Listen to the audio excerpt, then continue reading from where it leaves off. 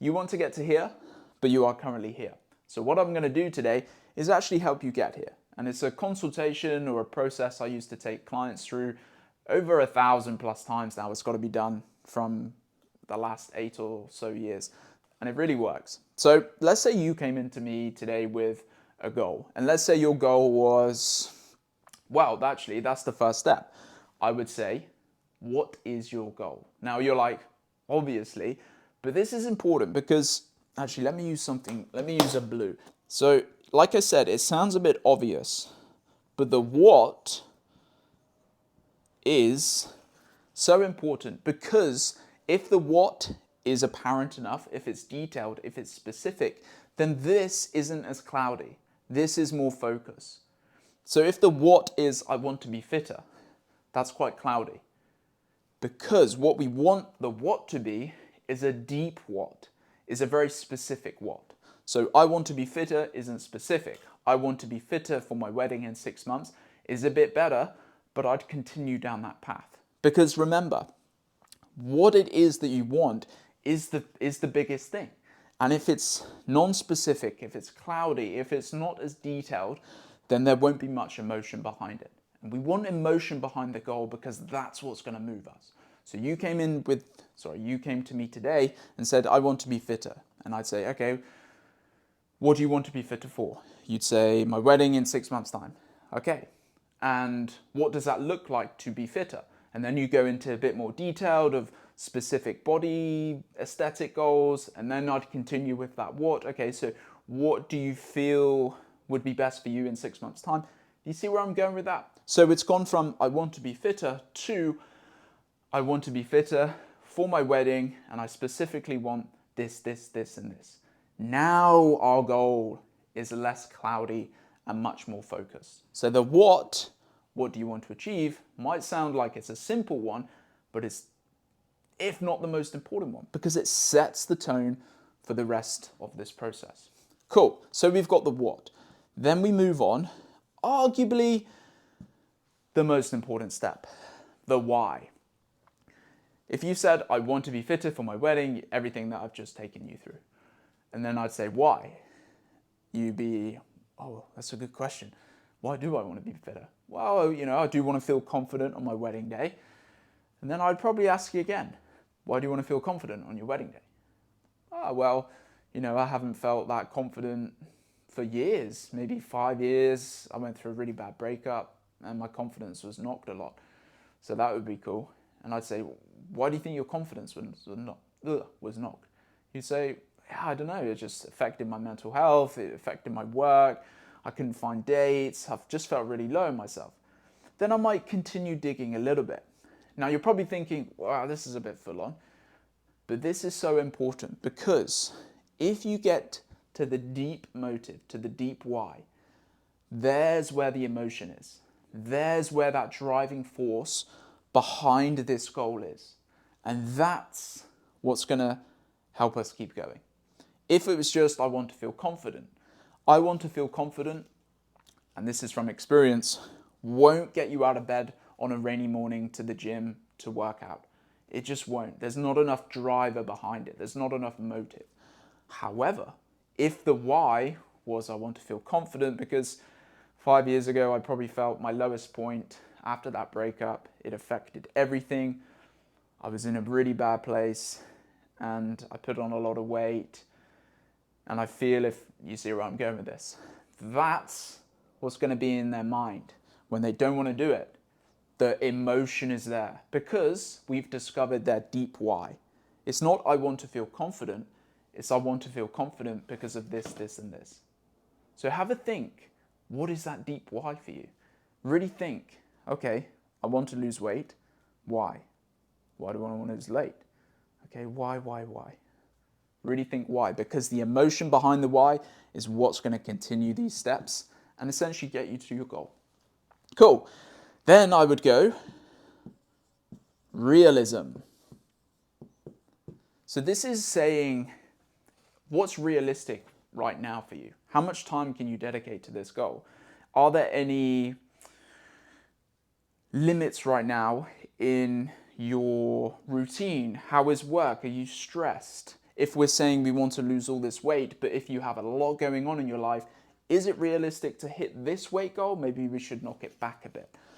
I'm all about going for huge goals with clients. I really believe in it. But there wants to be a side of realism as well. Because if they want to lose loads of weight for their wedding, however, their work is laying off a load of people, there's redundancies, so they're really, really stressed, that's going to really affect the weight goal. That's going to really affect the process. So that just dials in our strategy much better. If I didn't ask this and I said, yep, let's do that weight goal, no problem. We could get 6 weeks in, stumble, things start going wrong because I didn't take the time to do this. So bringing it back to you, think about your goal. What is realistic? Look at the surrounding areas in your life: stress, work, finance, relationships, health, other health areas, and think, will any of them impact my goal? If not, boom, I can get there. Not that you wouldn't be able to get there with limitations, but you want to consider them because then you have a better strategy. Okay, well, it might be, I want to get fitter for my wedding. However, work is so heavy right now. I'm working 7 days a week. So instead of me saying, okay, well, you're going to train 7 days, I would say, start with 2 to 3 days a week at the gym. Can you manage that? I don't think I can. Okay, let's do 1 to 2.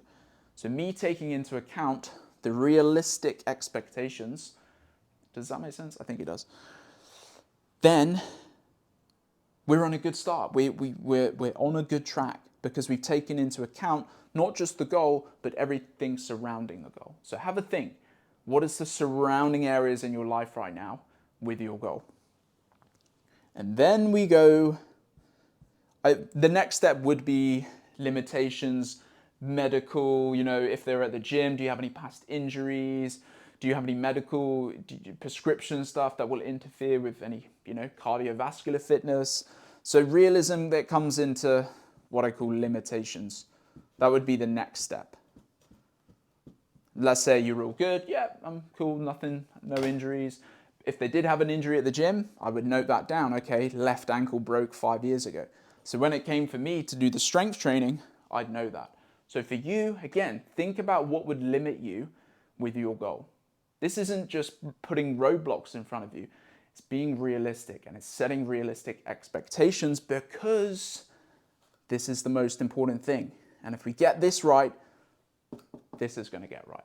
If we didn't do any of this, this is just a stab in the dark, so to speak. And then is the roadmap. Let's start with 1 to 2 days a week at the gym, 1 to 2 days a week, dialing on the calorie deficit. Wow, I'm starting not to be able to speak. The calorie deficit. Then what we would do is build the intensity. So let's add 2 to 3 days at the gym in maybe 4 weeks when work settles down. Let's add more intensity to the nutrition target in 2 to 3 weeks when work settles down. This is me mapping it out. And then I would course correct as I went. I'd add intensity, I would change things, I would make sure they understood what the next 12 weeks looks like. Now, you're probably thinking, well, how can I take that away? Think of your goal. Think of the what, think of the why, think of the realistic, the limitations right now, and then think about what's the steps now to take. The smallest steps. This is all I would do if I was with you. I would just map out the smallest steps to start. So think about it. Your roadmap might be 1 day a week at the gym to start. It might be 1 day focusing on your nutrition, 1 day skipping out a dessert. It could be 1 day focusing on your sleep because we need to be realistic. Consistency first. Consistency, then add intensity. The roadmap needs to start small and simple for you to start in the first place, but to actually get to your goal. So the roadmap is just everything we've spoken about here. So think of your roadmap. What's the smallest thing you can start with? Taking into account all of these things to help you start. Then add intensity as you go. Add more days, add more reps, add more seconds, add more days focusing on your nutrition, etc., etc. Then your goal is going to be much, much more obtainable than if you didn't do any of this. So there we go. Hopefully you took something from that where you can apply that. The what, the why, the limitations, the realistic expectations, and then setting yourself a roadmap. And that roadmap is just starting small, consistency, then adding intensity to get to that goal. Cool. Let me know if you have any questions. Thank you for your time as always. Take it easy. If you're on YouTube, make sure to subscribe, and I really appreciate your time. See you soon.